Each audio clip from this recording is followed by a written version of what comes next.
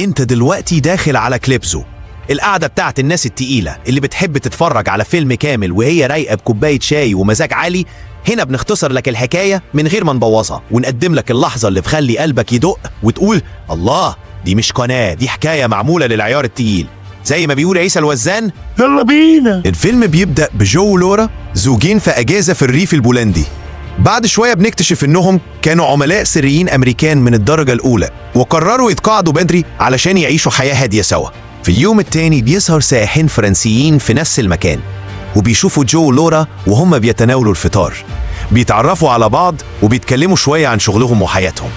الست الفرنسية بتقول إنها دكتورة، وبتسأل جو ولورا شغالين إيه، لكن الاتنين بيكذبوا وبيقولوا إنهم بيملكوا محل صغير. بعد الفطار جو يقترح يخرجوا يتفسحوا في الغابة مع باقي السياح. لورا بترفض علشان تعبانة، وبتقول له يروح لوحده وهي هتستناه في النزل. جو بياخد سلاح معاه من غير ما حد يحس، وبيخرج معاهم، والدليل السياحي بياخدهم لجوه الغابة. في نفس الوقت طيارين من CIA كانوا بيعملوا استطلاع جوي في نفس الغابة.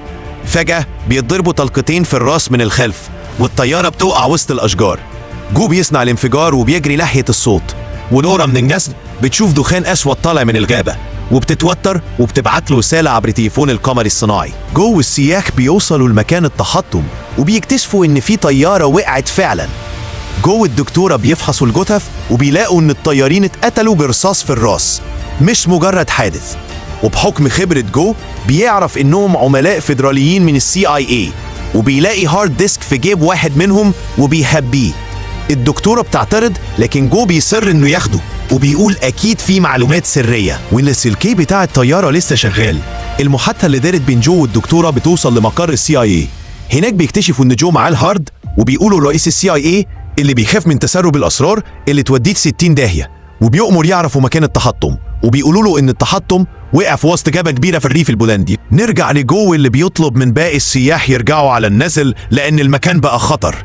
لكن قبل ما يمشوا مجموعة من المرتزقة بيظهروا، وقائدهم أورلاند على طول بيسأل الدليل السياحي وبيسأله بيعملوا إيه هنا.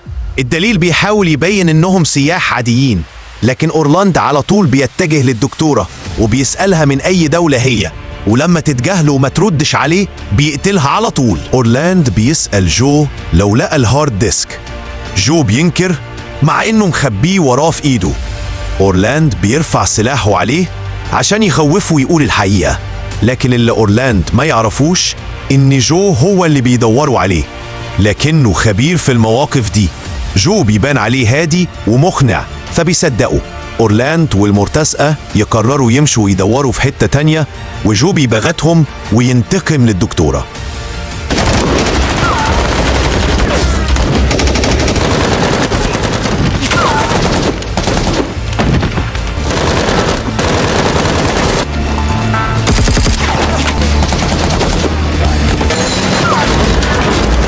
بعدها يستغل الفرصة وبيسرق عربية وبيهرب، بس لأن حظه زفت العربية بتخلص بنزين في نص الطريق.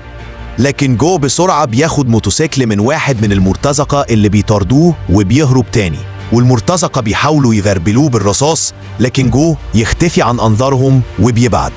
وبننتقل لراجل كبير في السن اسمه تشستر، عميل سري زيه زي جو بس لسه شغال مع الحكومة. رئيس CIA بيتصل بيه وبيطلب منه يروح يقبض على جو في الريف البولندي.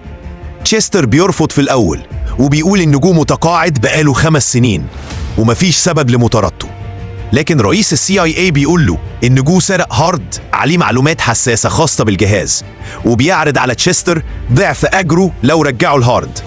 تشستر بيوافق ويسافر على طول لبولندا. نرجع لأورلاند اللي مش قادر يلاقي جو، فبيقف في نص الغابة وبيزعق بصوت عالي لأنه عارف إن جو ما بعدش كتير، وبيقول إنه لو جو ما سلمش نفسه هيروح النزل ويقتل كل السياح بما فيهم مراته لورا. جو اللي مستخبي وشايفهم بيسمع التهديد وبيتصل بلورا بالتليفون الساتلايت وبيقول لها تستعد علشان في خطر جاي. لورا بتدخل على طول في وضع القتال، والست بتجهز نفسها على الآخر. أكيد دي كانت عميلة استخبارات، بتجمع أسلحة وتروح لأوضة جنبها في النزل، وبتقول السياح يستخبوا تحت وتغطي الشبابيك. في نفس الوقت 3 من رجال أورلاندو بيقتحموا النزل، لكن لورا بتقتلهم بسرعة ومهارة قبل ما يلحقوا يعملوا أي حاجة. وهنا تشستر بيوصل لفندق ريفي وبنشوفه بيجرب سم جديد اخترعه، بيديه للراجل اللي وصله للفندق، وبعد ما يغادر الراجل الفندق بيموت. بنشوف تشستر بيطل من الشباك وبيبقى فرحان ان السم شغال. جو بيرجع للقرية مرهق، بيكسر باب محل عشان يستخبى فيه ويستريح من التعب، وبيتصل برئيس CIA من تليفون ارضي بيسأله ايه اللي في الهارد ده وخلى كل الناس بتجري وراه.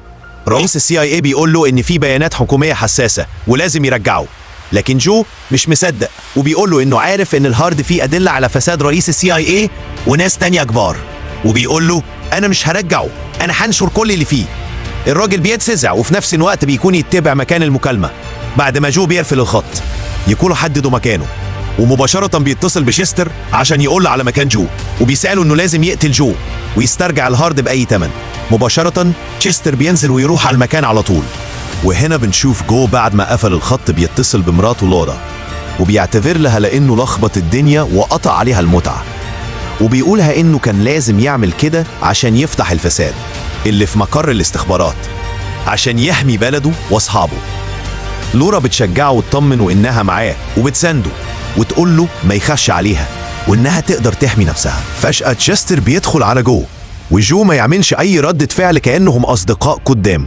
بيتبادلوا كلام ودي وتشستر بيسأله عن الهارد.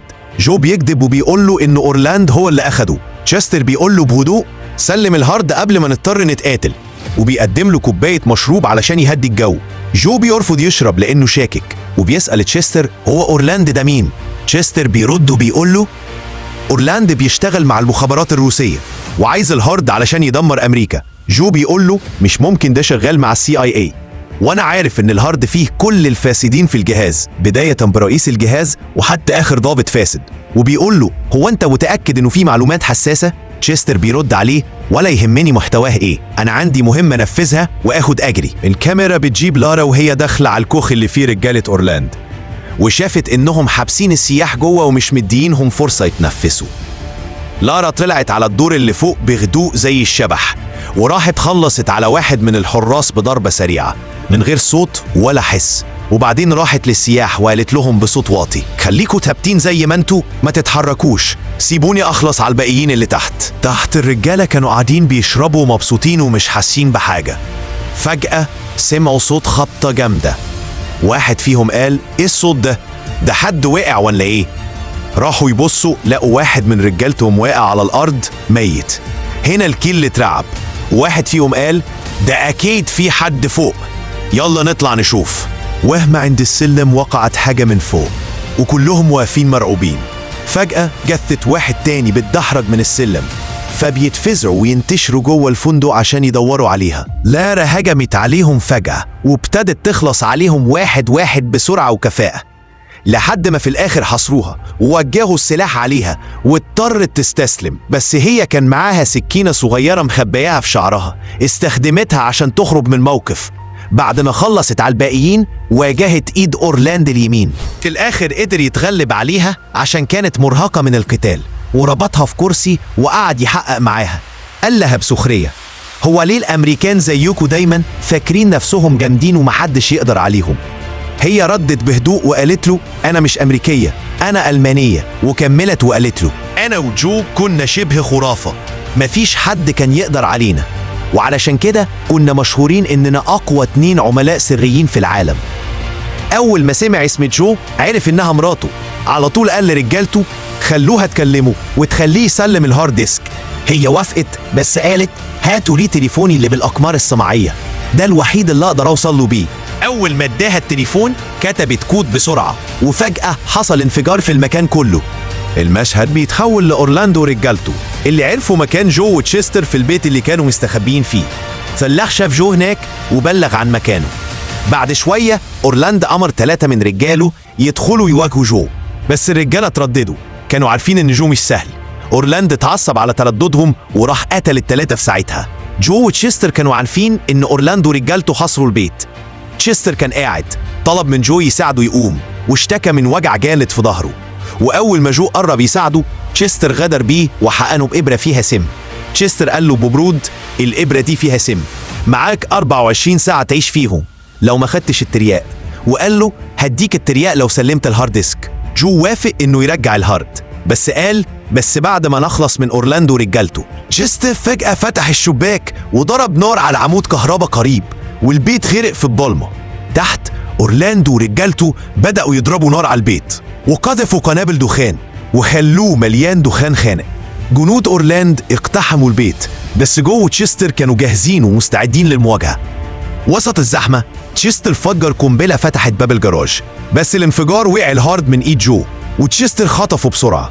ضرب جو في وشه وقال له شكرا يا صاحبي، وجري وسابه يواجه الباقيين لوحده. جو كان ضعيف ومصاب، بس اضطر يواجه المرتزقة لوحده. واحد من رجال اورلاند رمى قنبلة، حصل انفجار كبير وطار جو بعيد وبقت حالته أسوأ. اورلاند قرب على جو بمسدس وقال له ليه يا جو ما سلمتش الهارد من الأول؟ كان وفر علينا كل الدم ده. جو رد وقال له ليه الهارد مهم قوي كده؟ أنا فاهم وعارف إنه في مصايب سودة عن رئيس الجهاز وكبار المسؤولين وضباط تانيين. اورلاند قال له عندك حق، الهارد فيه فضايح لرئيس CIA وكبار المسؤولين الأمريكان. أنا بكرههم وعايز أوقعهم، عشان كده وقعت طيارة CIA قبل كده عشان أسرقه، لأني عرفت معلومة إنهم واخدين الهارد يخبوه بمكان ولا الجن الأزرق يعرف مكانه. جو فهم ساعتها إن أورلاند مش مجرد مرتزق، ده ليه هدف أكبر، وإنه عميل صالح وبيحب بلده هو كمان. جو اعتذر وقال له تشيستر خلاص خد الهارد، لازم نلحقه قبل ما يوصل للارا. اورلاند وافق واتفقوا إنهم يتحالفوا وجروا ورا تشيستر. جو اتصل بمدير CIA وقال له أنا هفضحك، كل حاجة هتطلع للناس. المدير رد عليه بسخرية تشيستر خلاص خد الهارد، وكمان انت مسموم، قدامك أقل من 24 ساعة. جو رد وقال السم ما دخلش جسمي كله، مش هتموتني بسهولة. المدير اتجنن وأمر يبعتوا درون يخلصوا عليهم. في لحظة الدرونات المسلحة ظهرت في السماء وهي بتعمل تنشيط للمنطقة، وفجأة بعد ما حددت العربية بدأت تضرب العربية اللي فيها جوه أورلاند. من قوة الانفجار العربية خرجت على الطريق ونجوا بالعافية، بس الدرونات فضلت تطاردهم بدقة. المطاردة كانت شديدة، ومن قوة الضربات عربيتهم خبطت في بيت ودخلت جواه، بس خرجوا منه سالمين. اتجمعوا بسرعة وركزوا على تدمير الدرونات، وبعد معركة شديدة قدروا يدمروا واحدة. بس وهم لسه بيلتقطوا نفسهم اورلاند غدر بجو ووجه عليه المسدس، وطلع غدار هو كمان.